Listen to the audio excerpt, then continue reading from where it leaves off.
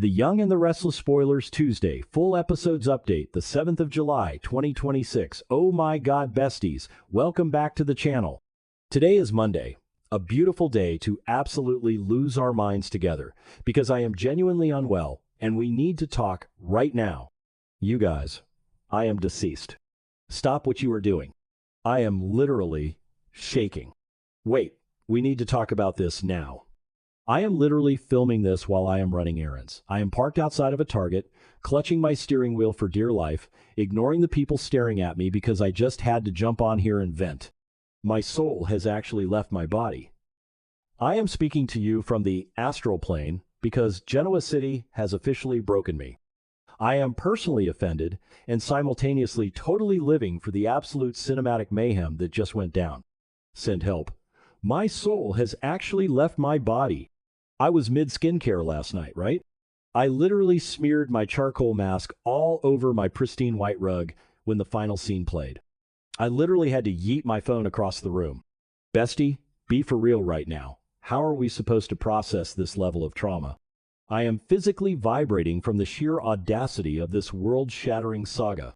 Wait, backtrack for a second. I missed a step.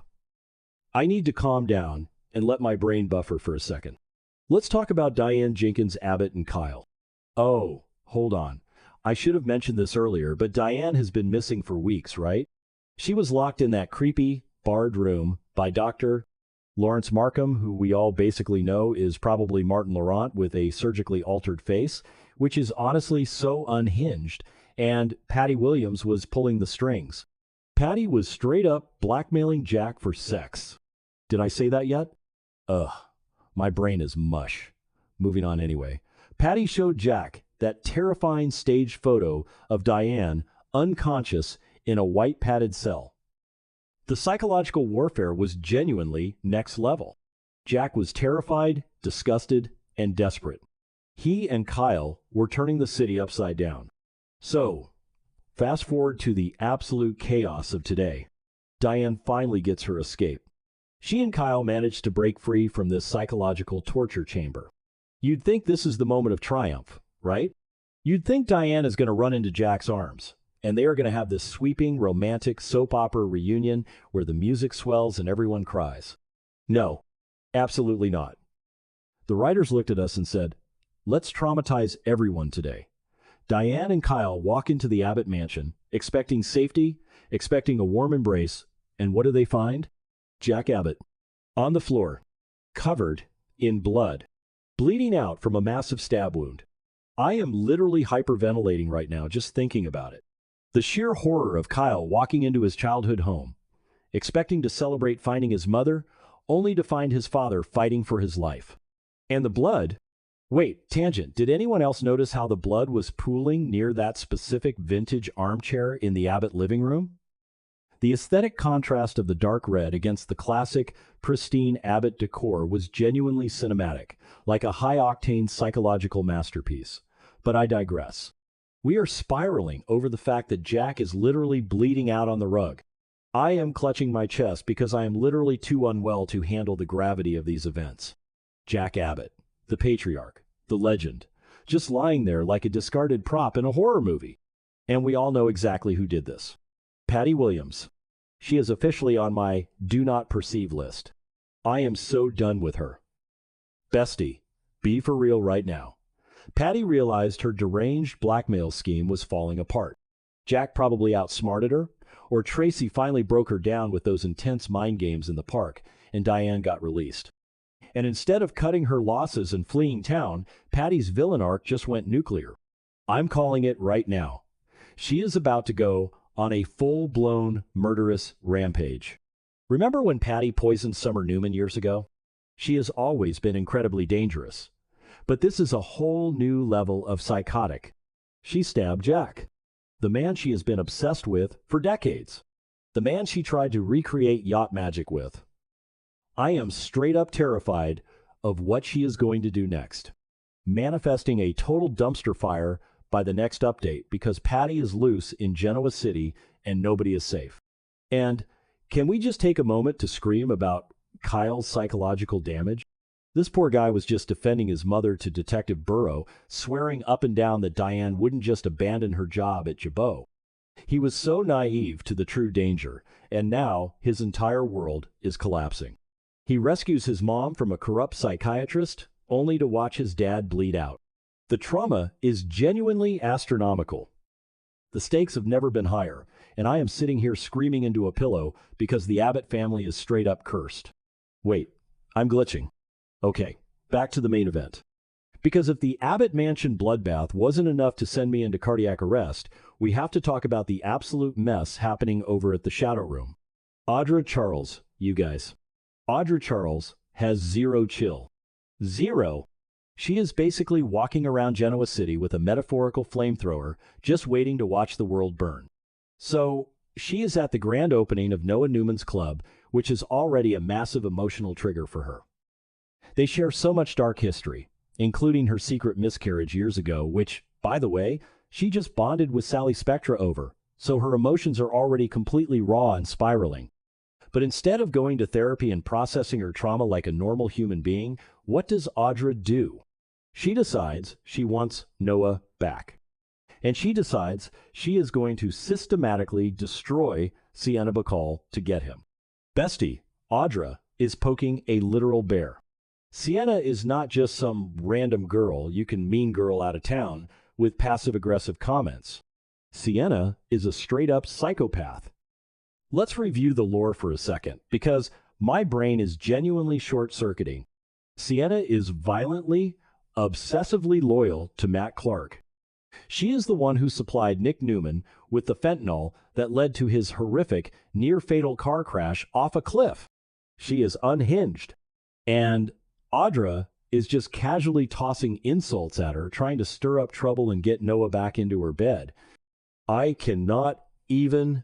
I am physically vibrating from the sheer audacity.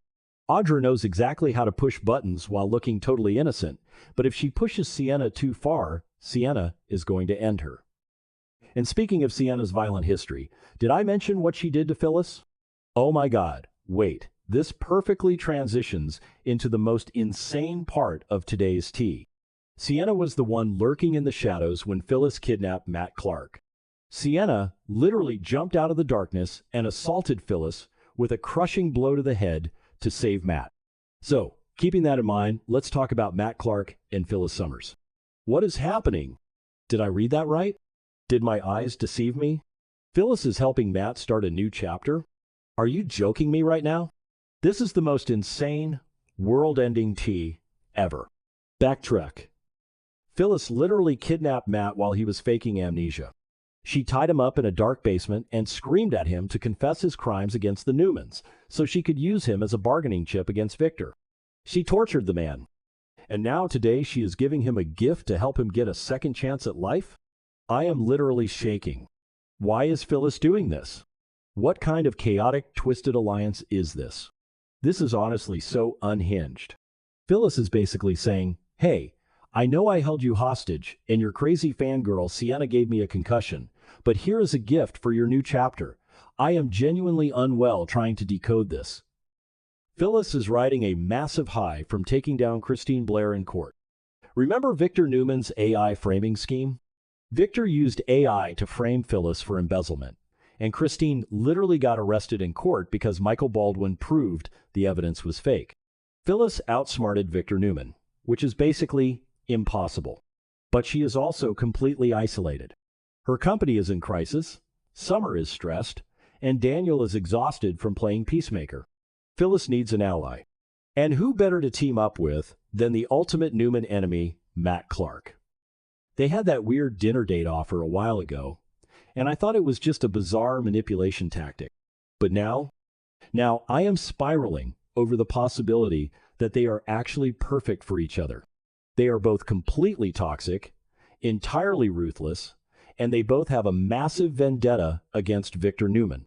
But honestly, the vibes, and don't even get me started on the vibes, are so incredibly cursed. Matt has terrorized Sharon. He manipulated Nick into a drug overdose, and he is a literal monster. Phyllis aligning herself with him is the ultimate villain move. She is officially burning every bridge she has left, and I am totally living for it while simultaneously clutching my pearls. But also, Matt needs to watch his back. You do not just casually team up with Phyllis Summers and expect a smooth ride. Phyllis is a wild card.